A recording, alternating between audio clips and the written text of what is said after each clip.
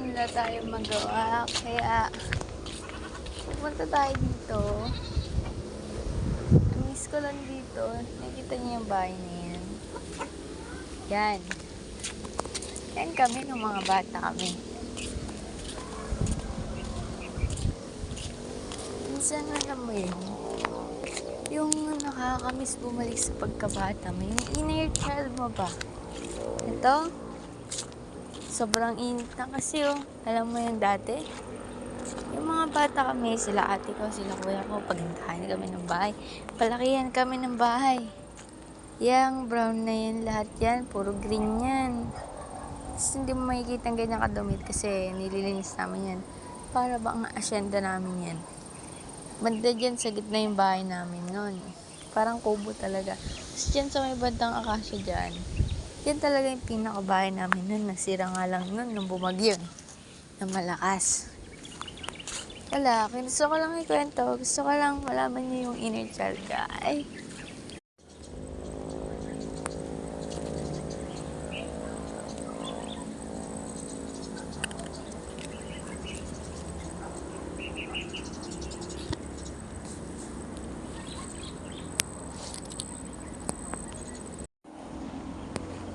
So, dito ako nalaglag. Dito yung padalasan namin. Yan. Tapos dun sa kabilang side. Diyan.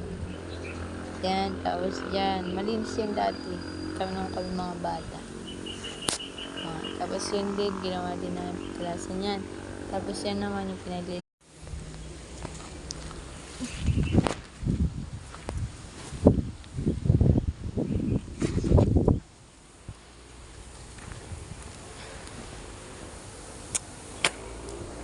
So, as you can see, madami pang kangkong dito. Gusto ko lutuin. Ay.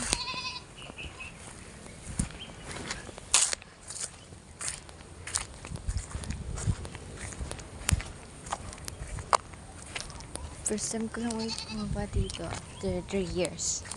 Kahit nandito lang naman kami. Dami kasi nangyari sa loob ng 3 years.